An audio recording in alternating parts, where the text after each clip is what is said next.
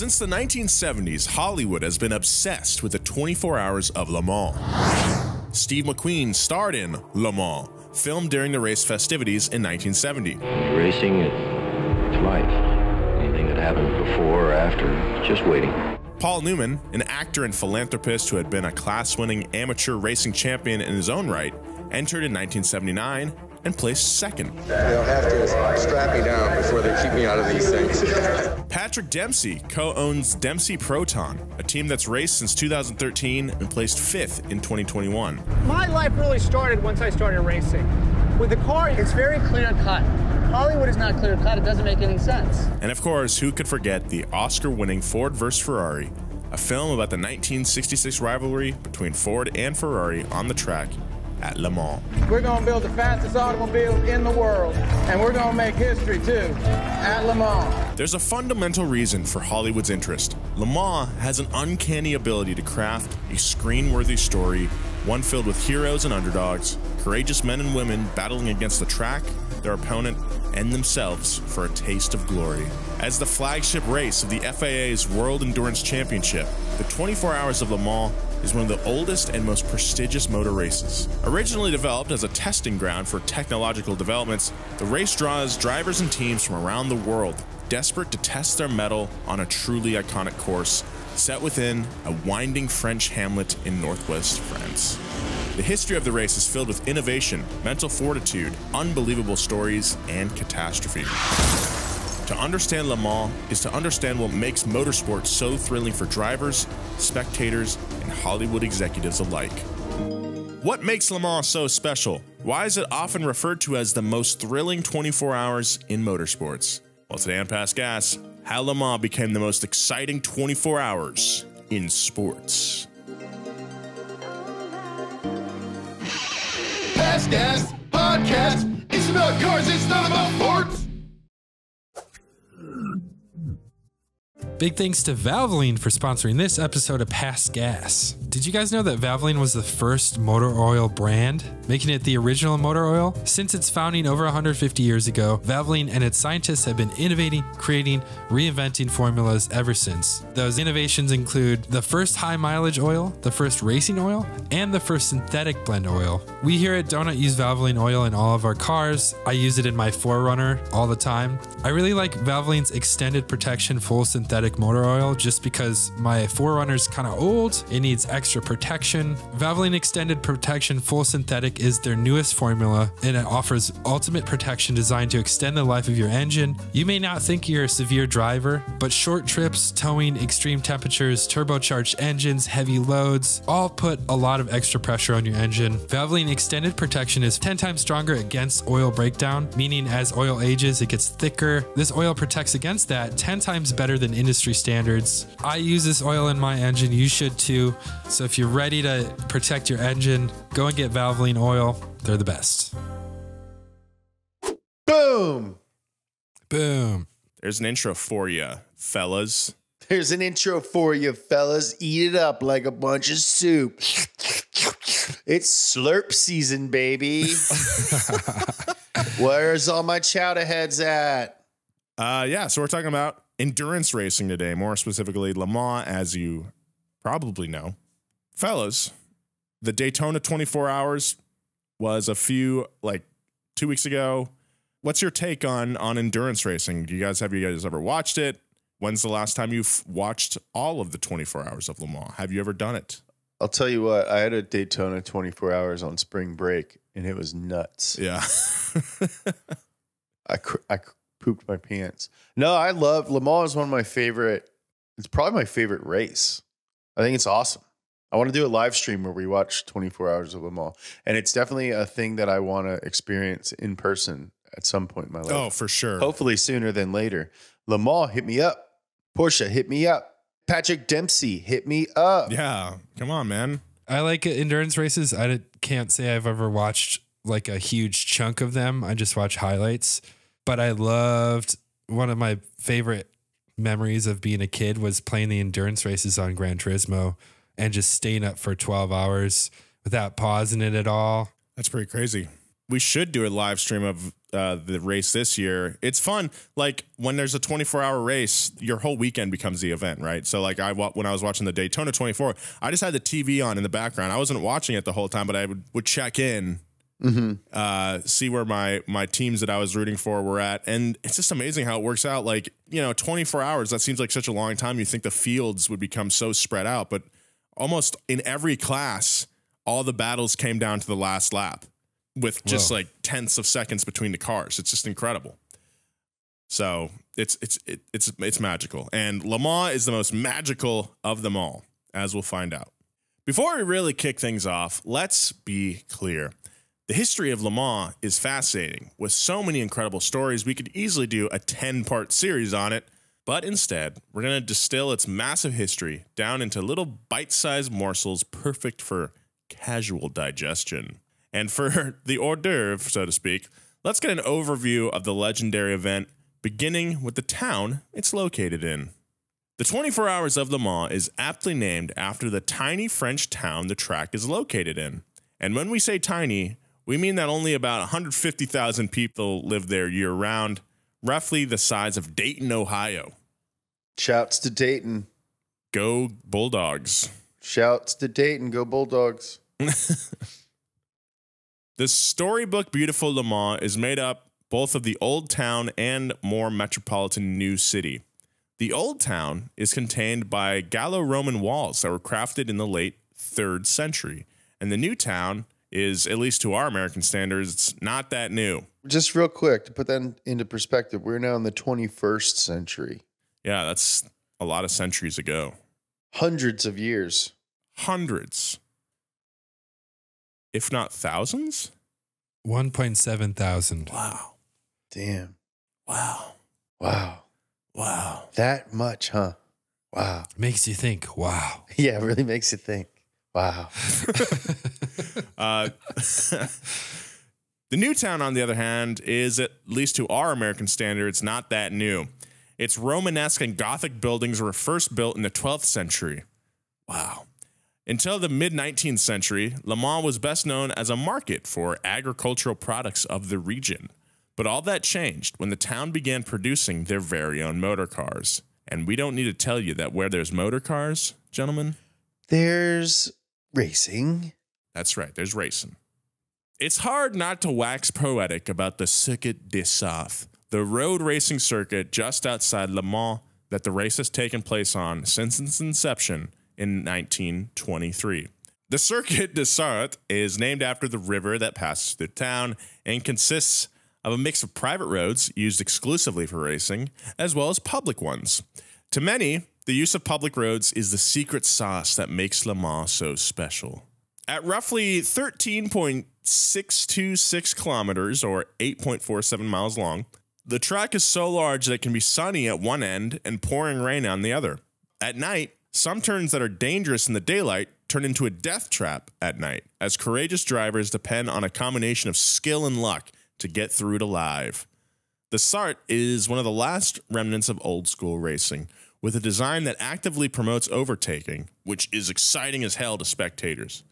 Though it's been modified over the years to maximize safety for competitors, the circuit has remained largely the same, designed for peak speed and spectacular dueling. The track itself is made up of several sections. The race begins at the Indianapolis, named for the famous American brickyard at the Indy Motor Speedway, named so for the bricks underneath the tarmac of this section of the circuit. From there, a driver moves on to Arnage, then to the Porsche curves, before reaching 4 chicanes, a segment added in 1968 for pit safety reasons. From there, the Dunlop Bridge arches over the track as the chicanes move into the Tote Rouge, French for the Red Mound. The Rouge then becomes the, oh my God, what it, whoa. Hunadiers. Hunadier. It's Hunadier. Hunadier. I always think of the SpongeBob interstitial. A few moments later. Hunadier. I appreciate you guys trying to help me out, though. Thank you. I appreciate you trying. Thanks, man. man. A for effort. So on the Junadieres straightaway, this is a spot where Wilbur Wright actually conducted some of the first tests of the first airplane, surprisingly enough. Shouts to Wilbur. Yeah. Friend of the show. This place is also known as the Mulsanne Strait, which I can definitely say, as it leads directly to Mulsanne Corner. It's down this straightaway where speed records are often smashed as drivers push their engines to their max speed limit. Hell yeah. Yeah, I mean, over 200 miles an hour, no problem. Although now they have those chicanes. They've got like 2 chicanes on the straight because people were going too fast. Too fast, too furious. That's what I always say. Too fast for y'all, man. I live my life one red mound at a time. Unlike other types of racing, there are 4 separate classes of cars that race at Le Mans. There's Le Mans Prototype 1 or Hypercar, LMP1. That's the big boys. That's the biggest boys in the world. They're actually pretty small, the cars. I meant big figuratively. On film, they look huge, and then you see them in person. They do. Tiny. They look really big on camera for some reason, but then you go and I wish they were big. yeah, because then Like they'd me. be big boys.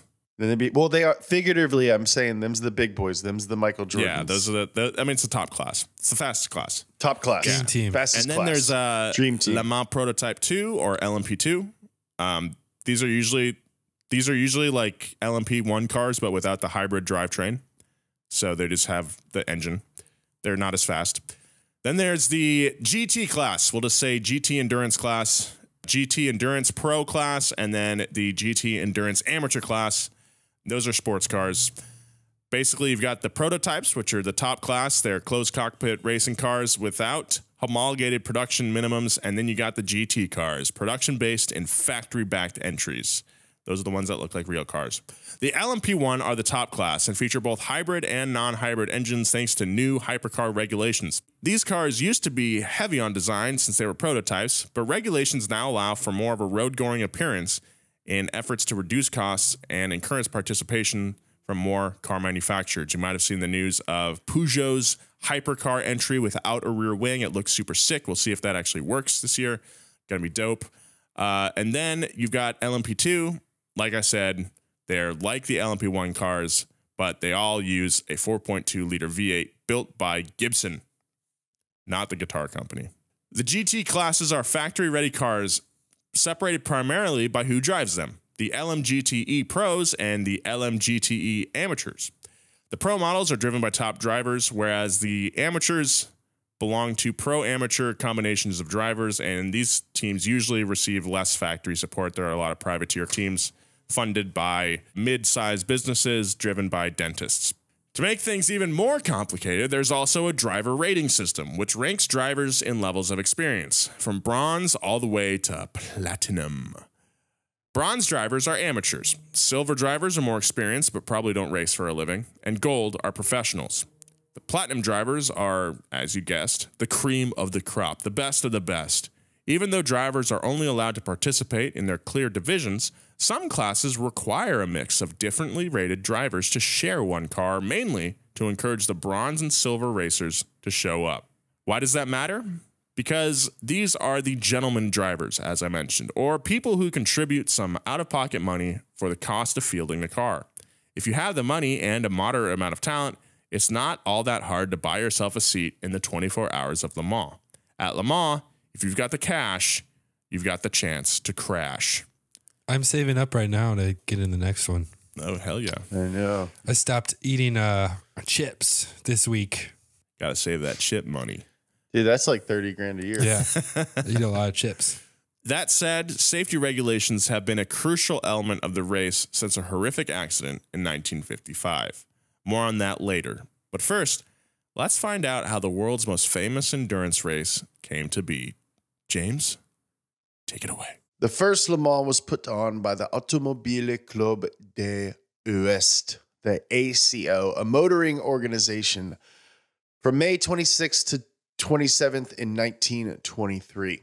The circuit was originally 10.7 miles and designed to boost and promote technical innovation and to encourage the development of the automotive industry. In the early 20s, Grand Prix motor racing was the most popular motorsport, and Le Mans sought to break that mold by introducing the challenge of an endurance race. This would require companies to build cars that are agile, reliable, and perhaps most importantly, can endure putting the pedal to the metal for 24 hours straight. Sounds like us in Ibiza, huh, boys? The first Le Mans was made up of 66 drivers in 33 cars and featured teams from France, the UK, and Italy. The first winners of Le Mans were Frenchmen André Lagache and René Leonard, who traveled a total of 1,300 miles in their 3-liter Chenard and Walker vehicle. Though each year of Le Mans offers notable and exciting stories, the 1935 race was groundbreaking and featured 10 female drivers out of 116 total, which even nearly 100 years later is still a notable number. The first year a female team entered the race was in 1930 when Marguerite Moreau and Odette Seco piloted a Bugatti Type 40 and came in 7th place. It was official. Le Mans was a hit, and as a result was held annually until 1936 when, in typical French fashion, a general strike led to its cancellation. World War II caused an even longer interruption to the race as Le Mans would not be run for a full decade from 1939 until 1949. During World War II, Britain's Air Force and then the Luftwaffe, those are the Nazis, used the airfield by the pits of the Circuit des Sarthes. The 5-kilometer straight became a temporary airstrip. While this only adds to the interesting story of Le Mans, it also made the circuit a target for bombing, which is why the race didn't start up again until 4 years after the war ended. Damn.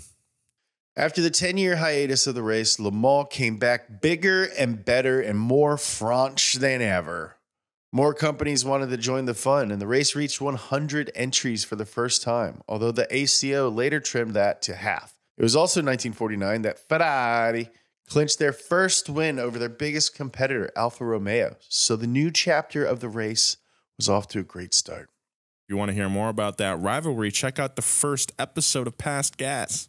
Things got even brighter when the World Sports Car Championship Circuit, a series of races and endurance events, was formed in 1953. As a result of the competition reaching new heights, major brands like Mercedes-Benz, Ferrari, Aston Martin, and Jaguar sent multiple cars to race, determined to prove who was the best.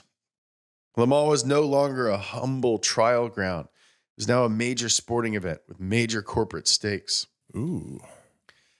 Likely due to this new high-tension, high-stakes attitude surrounding Le Mans, there were more accidents, including the worst in motorsport history, which brings us to the Lamar Disaster of 1955. Arguably the worst tragedy in motorsports history took place at the June 11th, 1955 running of Le Mans. Though there were some solid competitors that year, most fans were excited to see who would win between Ferrari, Jaguar, and Mercedes-Benz. All three automakers had won the race previously, with Ferrari as the 54 champ and had arrived with new and improved cars. The Ferraris were especially fast, but somewhat flimsy and prone to mechanical failure. Jaguar had concentrated their racing on Le Mans, and their Jaguar D-Type boasted a straight-six XK engine and state-of-the-art disc brakes. Mercedes-Benz were riding high from their successes in Formula One and decided to debut their new 300 SLR in the 1955 World Sports Car Championship. The 300 SLR featured a body made of ultra-lightweight magnesium alloy. It had inboard drum brakes and a large air brake behind the driver that could be raised to increase drag and thus downforce. I think this Jaguar, this was the first time that disc brakes had ever been used in competition. That's right, Joe. I think there's a wheelhouse we talk about it, but that's pretty cool. As mentioned earlier, the Cirque des Sarthes was designed in the 20s when cars could only reach speeds of 60 miles per hour. But by 1955, the fastest cars were hitting speeds of over 170. Oh my God. Yeah. I know. And they just invented disc brakes. Yeah. Since its opening, the circuit had been resurfaced and widened with two layout changes that made it a bit shorter. The pits and grandstands had been reconstructed, but there were no barriers between the pit lane and the racing line, with only a 4-foot bank between the track and spectators. There's also no designated deceleration lane for cars entering the pits. On top of that, the cars often had no seatbelts, since drivers believed it would be better to get thrown clear in a collision rather than being crushed in a burning car. It's so funny. Also, back then they had the Le Mans start, so like all the guys would line up out of their cars and then run to their car and start it and get out of there. So you don't want to waste all your time buckling all kinds of safety devices. Yeah. There's one guy that's just like trying to tune the radio before he starts. Oh, come on. So why won't my Bluetooth connect? Where's my songs to listen to while vaping playlist? Where are my sunglasses? Big thank you to Squarespace for sponsoring this episode. From websites and online stores to marketing tools and analytics, Squarespace is the all-in-one platform to build a beautiful online presence and run your business. Squarespace is the best website builder out there. They've got a bunch of features that make it super easy to get whatever it is you do online up and running. Display posts from your social media profiles on your website. Automatically push website content to your favorite social media channels so your followers can share it too. Give contributors select access to your site's website manager, depending on their permissions. And also, if you sell stuff, Squarespace has everything you need to sell anything. Squarespace has the tools you need to get your business off the ground, including e-commerce templates, inventory management, and a simple checkout process and secure payments. Whatever you sell, Squarespace has merchandising features to make your products look their best online. Before my dad retired, I used Squarespace to build a website for his machine shop, and it was super easy to lay everything out. So head on over to squarespace.com for a free trial, and when you're ready to launch your site, go to squarespace.com/gas to save 10% off your first purchase of a website or domain. Squarespace. Build your website, make it nice. Squarespace. Big thank you to The Zebra for sponsoring this episode. In case you haven't heard, car and home insurance rates are going up this year. Make sure you're not paying more than you need to. Turn to The Zebra. They can help you find the perfect insurance for your needs in just minutes. The Zebra compares car and home quotes from every major insurance company side by side, giving you all the facts you need to make the right decision. It's the fastest way to find the right coverage at the right price, all from a provider you can trust. In fact, The Zebra saves people an average of $922 a year on car and home insurance combined. Plus, they do it all in just 5 minutes. The Zebra is super easy to use. I've used it. All you got to do is go to thezebra.com/pastgas, enter your zip code, and bam, they're going to give you a lot of options. I did it. It's super easy to find affordable insurance. Save time and money in minutes. Show your support for the show by going to this special URL. Again, that's thezebra.com/pastgas and get your free quote today. That's thezebra.com/pastgas. Thank you very much, The Zebra. Before the race, Mercedes-Benz driver Pierre Levey voiced his concern that the pit stop and grandstand area was dangerously narrow. Tragically, his concerns went unheard. Just 35 laps into the 1955 Le Mans, the worst crash in motorsports history occurred.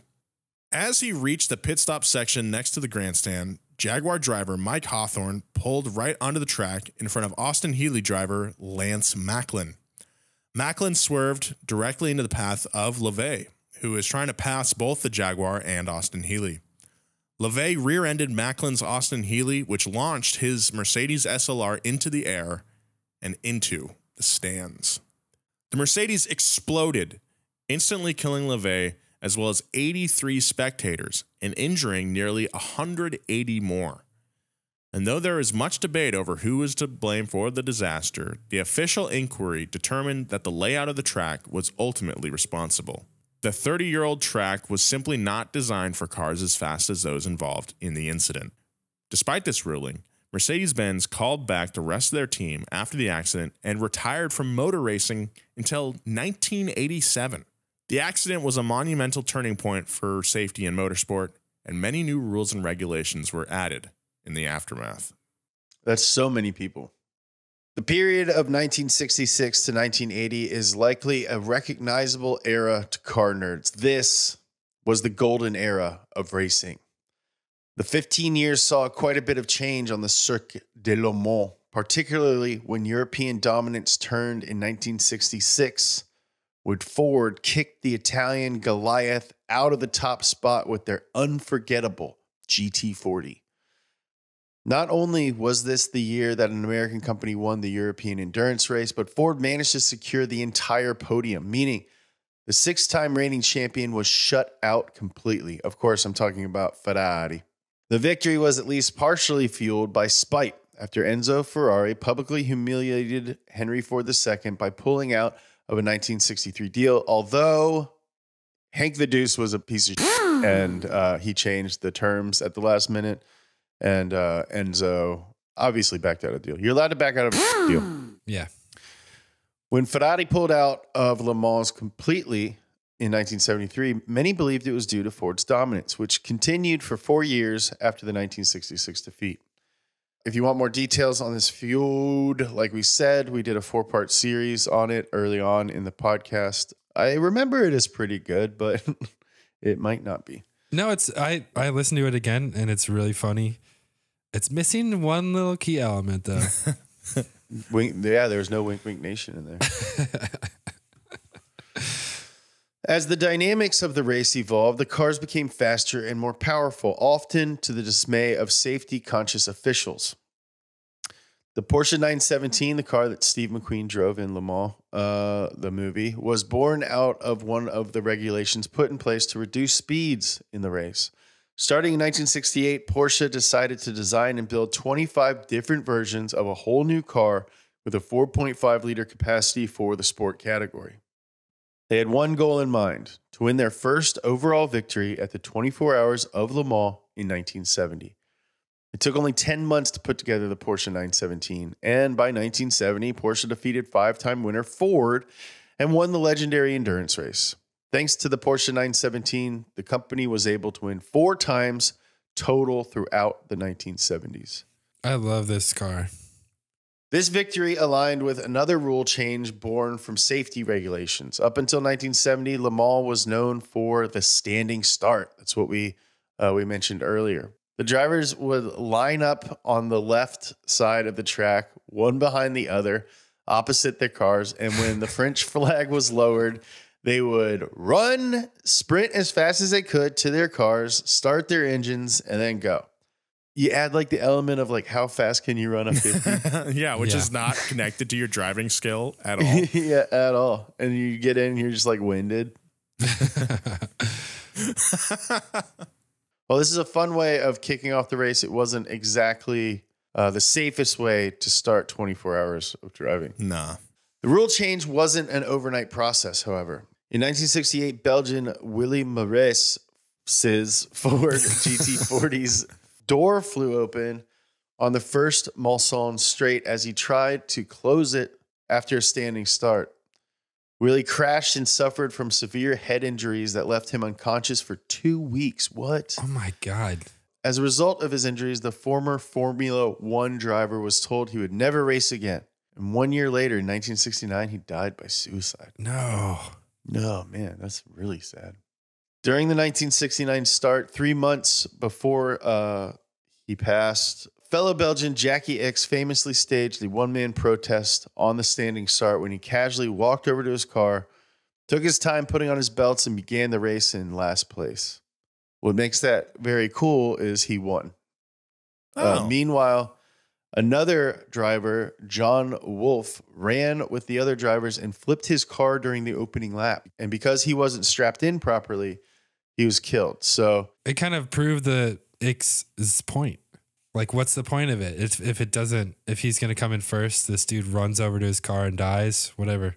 Yeah. And the next year, 1970, they changed the rule. But like, what a dumb idea.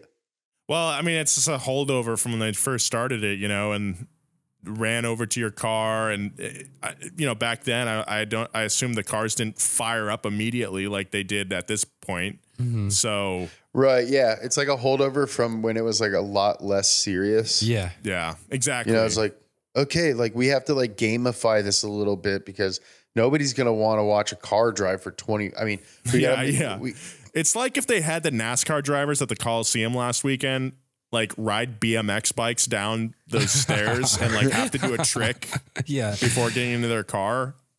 It's like, depending on how they qualified, they have to start at a different neighborhood in Los Angeles. Yeah. And they have to drive to the Coliseum and then find parking Yeah. and then go and start. Oh, man. That's kind of present in a lot of different sports, especially the older ones, where it's just been going on for so long that no one ever questions it. And then something tragic happens and it's like, oh, we have to revisit this dumb thing. No one gets like killed in baseball, but there's a bunch of stuff left over from like 1870 where they've never changed it. There's that rule in baseball. It's hardly ever has to be enforced, but if you get like 3 errors in a row, you have to smoke 8 cigarettes. Yeah. Yeah. That's like a holdover from like the Hank Aaron days. Yeah. And everyone in the audience wags their finger at you at the same they go, time. smoke it, get it. You dropped it, no. Smoke it, get it. You dropped it, no. It rarely ever happens because guys are so good now. They rarely get like there, but sometime it happened in 2016. Yeah. And it was actually seen as a reward back then because it's like, oh, this guy's obviously off his game. We need to give him half a pack. Yeah, cigarette. We need to give him 8 cigarettes. Yeah, he's playing 3 games today. It'll make him better. Yeah. He's playing 3 games today. He's not even drunk yet. Oh, I want to go back to the Dodger game this year. There's a lot of them. I know. That's another thing. There's not just the Dodger game. There's 162 Dodger games this year. Holy crap. That's why fantasy baseball is like, I just feel like my idea of hell. It's so fun. In the 1980s, perhaps inspired by the 1979 energy crisis, a new class called Group C was introduced, placing emphasis on fuel efficiency. This period marked a return to the race's original purpose as a showcase of innovation and forward-thinking design. Car companies began to lean away from the gas-guzzling, heavy-duty race car bodies towards slimmer, more lightweight designs.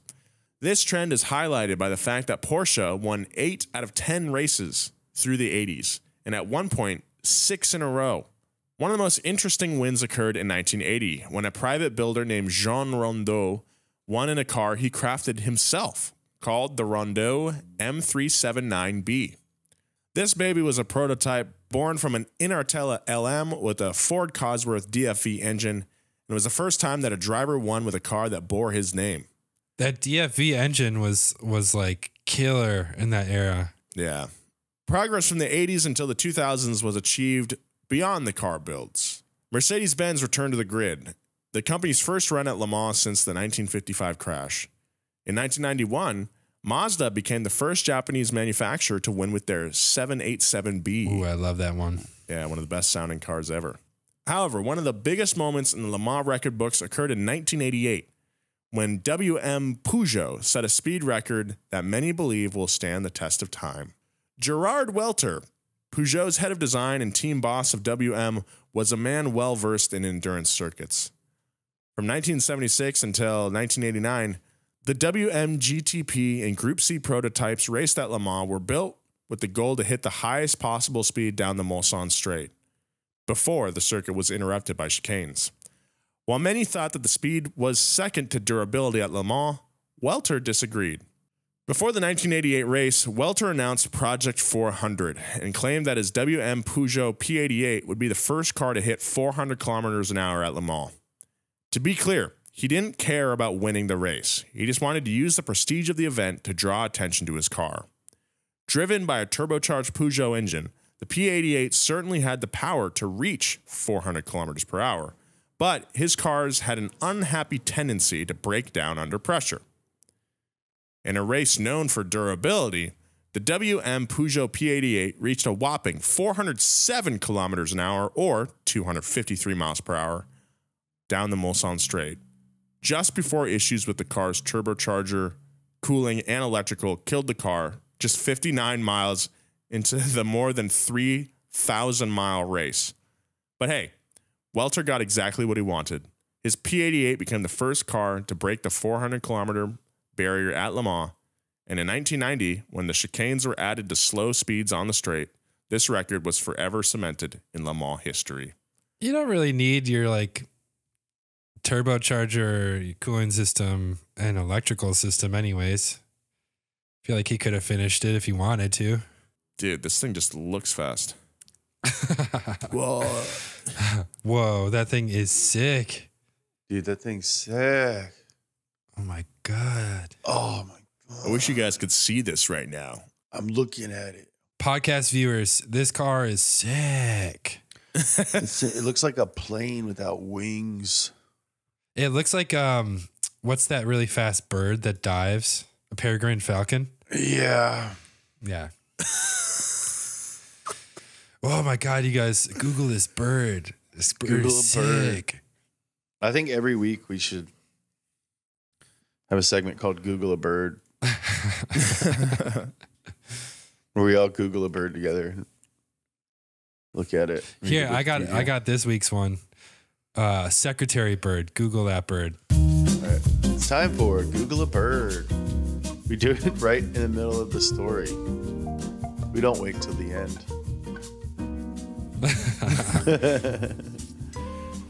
Dude, this secretary bird looks like a secretary. With like secretary pants and... Yeah, it's got secretary pants, got secretary hair. Mm-hmm. One of the top images is like to an article titled "Secretary Bird, World's Sexiest Bird."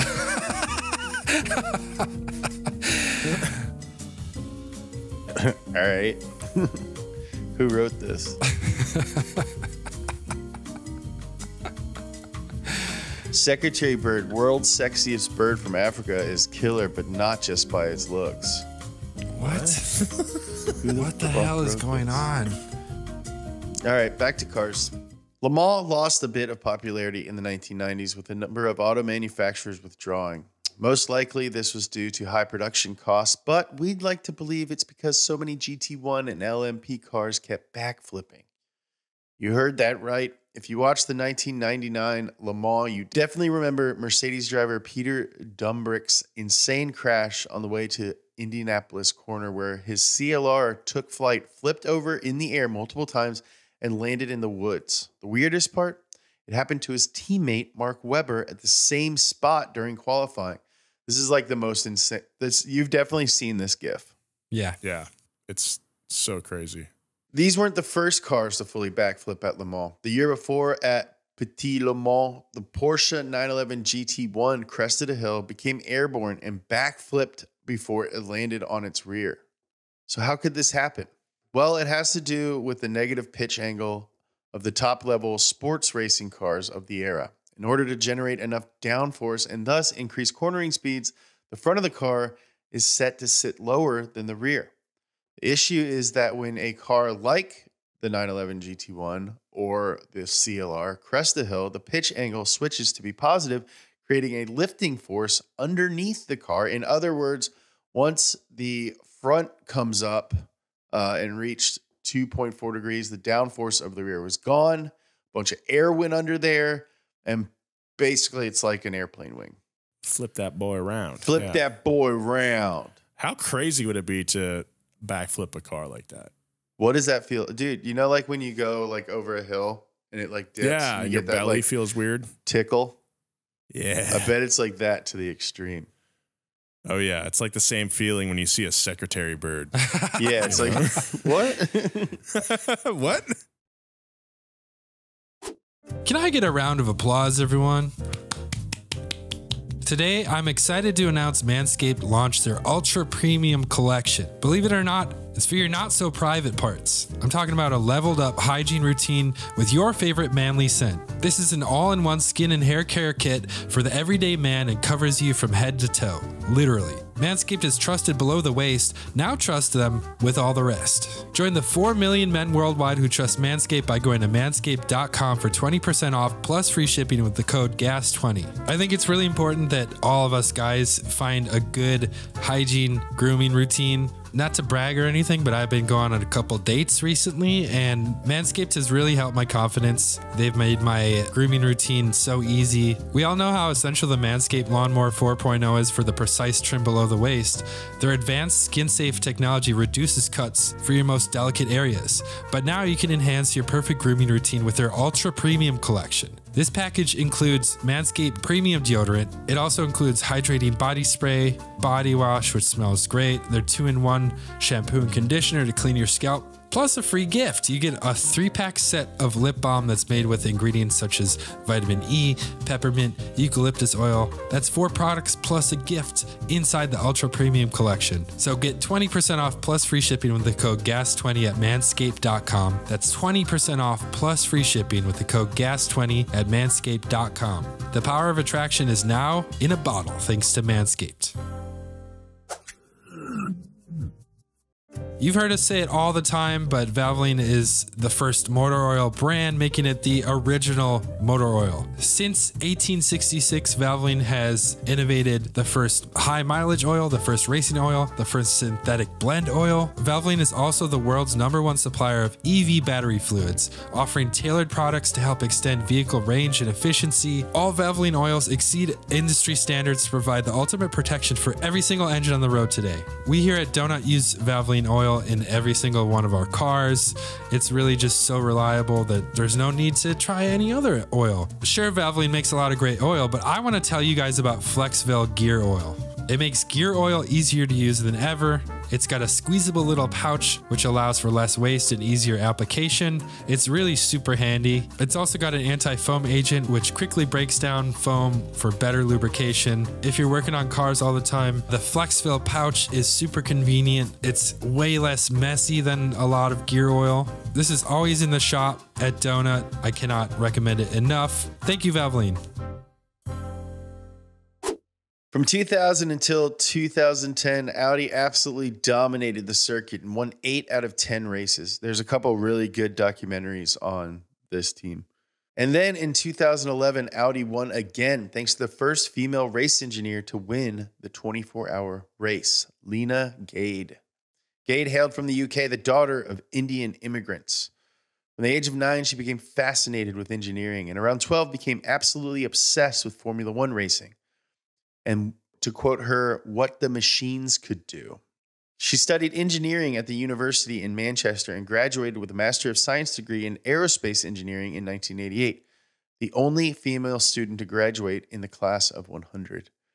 Gade went to work for Jaguar for 6.5 years while she worked part-time on racing teams in the Formula BMW, A1 Grand Prix, and GT racing classes. By 2007, she was working for Audi Sport Team Jost. And in 2011, her Audi R18 TDI, driven by Andre Lauderer, Benoit Trelier, and Marcel Fassler, won Le Mans. Like I said, there's a documentary on this race that follows the Audi team, and I've honestly watched it like 5 times. Oh, I want to check it out. It's so good. I forget what it's called, so good luck. I think it's on YouTube. Is this the one? Yeah, Audi like made it themselves, right? Yeah. Yeah, I think I've seen this. Tommy says it's called Truth in 24. Yes, that's it. Finally, we know what it's called. Google it. Google a bird. Yeah. Google that bird. Audi repeated their win in 2012, and later that year, Gade was named the FIA World Endurance Championship Man of the Year. They kept the name. Well, I don't see why we'd change it. We've been doing it for so long. It's going to be a man next year. Why would we change the name? Oh, no, if we change it, what are we going to change it to? Woman of the Year? Person of the Year? No, we'll change it right back next year. Be a big old waste of ink, won't it? We already made the trophy. It'll be a waste of ink. Big old waste of ink, isn't it? We're going to make the trophy look like a bird. But what, you want us to make the trophy look like a secretary bird next? That's what I was thinking, yeah. With pants like a secretary. And big old boobs. He's got big old boobs on the bird. The bird answers the phone. He says, hello, welcome to the company. How can I direct your call? Would you like to talk to the bosses? Oh, he's not available. Squawk, squawk. They do look like they're wearing pants. So no, no, we ain't going to change the name. She's the man of the year, just like everyone else. Now I'm going to go and eat some beans on a piece of bread, and you're not going to think it's weird. It's for brekkie. For breakfast. In a true sign of the times, many of the cars in the early 2000s have been shifting to more electrified drivetrains. It seems like Lamar has returned to its roots as a race to promote technical innovation. And if you think these electric cars can't drive as well as the old gas guzzlers, well, you'd be wrong, okay? Sure, they're hybrids, but you're still wrong. Porsche won in 2015-17, and in 2017 with its Porsche 919 hybrid, a car built with a 2-liter 90-degree V4 mid-mounted mono single turbocharged petrol engine that produces 500 horsepower and acts as a chassis load-bearing member. What? Along with 2 separate energy recovery hybrid systems that act to recover thermal energy from the exhaust gases and convert kinetic energy into electrical energy under braking. It's very, very sick. And as of 2018, Toyota has also entered Le Mans with increasing success. There's also a group called Mission H24 with a goal of introducing a hydrogen electric class in 2024. We'll see how that pans out because it's 2022 right now. So, is Le Mans really the world's best 24-hour race? Well, that depends. If you're someone who likes watching the world's best drivers and engineers and teams race on one of the oldest, smoothest, most dangerous, and exciting tracks in the world, then yeah, Le Mans is the king. In addition to being just a plain old great sporting event, the innovations featured at Le Mans typically trickle down to our road cars. So, watching the race is kind of like looking into a crystal ball of what kind of tech us normies will be able to drive one day. 250,000 spectators show up in person to party and watch the event. And in 2020, an estimated 14 million people tuned in to watch the 24 hours of Le Mans virtual race since the actual race was rescheduled for September. That's a lot of people watching a stream of a virtual race. That's a ton of people watching a freaking video game. Yeah, that's a lot. Dude, we got to go to this thing. I want to go so bad. Let's book a flight, baby. You have to work on your French before we go over there. Oui. Okay, that's good. That's good enough. If anyone asks you to speak French, just say mêle-toi de tes oignons, which means like mind your own business. And then you can just like you put it off for a little bit longer. Just coast on that the whole trip. Mm-hmm. That guy is only telling people to mind their own business. All right. Thank you for listening to the show. We're going to get to some listener mail right now. James, could you read this? Hi, Nolan, James, and Joe. My name is Gavin. Oh, that's our producer, Gavin, wrote us a little fan letter. Gavin, just Slack us, man. Yeah, you know our phone numbers, you dork. My name is Gavin, and I'm writing from Oregon. I've been listening and watching since Jeremiah's indestructible Tacoma video and learned so much from your videos. I just finished listening to the Car Gimmicks episode and was reminded of some of the features in the 1931 Pontiac Model 401 Fine 6 that me and my friend Brady own. It was used as a moonshine runner during the Prohibition era. Some of the features include roll-up blinds, a dome light, and handles that lock the doors from the inside by turning them up. I found this out when messing with the door after I thought the outside handle was broken. Thank you and keep making my Monday homework sessions fun. Gavin. Thanks, keep doing Gavin. that homework, Gavin. Keep doing the homework, Gavin, although homework books. should be illegal. Thanks for writing. You spend 8 hours a day in school. They can't figure it out. Then you go home. You have to do more schooling. Our education system is deeply broken, and I would argue purposely so by devious actors who want to make it more broken so that people are less educated. Okay. So if you'd like to write in to the show, hit us up at passgas@donutmedia.com. Thank you very much. I love reading your mail on the air here. We're going to take you back on the drive. This is 95.5 The Drive. Follow my co-hosts at James Pumphrey, at Joe G. Weber. Follow me at Nolan Sykes. Those are all the same names across all social media platforms. Well, me and James are going by Penis and the Skunk now. Welcome back to Penis and the Skunk. Ooh, God, you. Plop, plop. That's a big old pile of hot piss.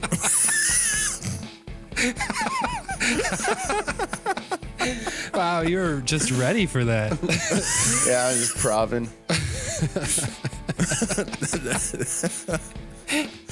I think that's a good place to end. Goodbye.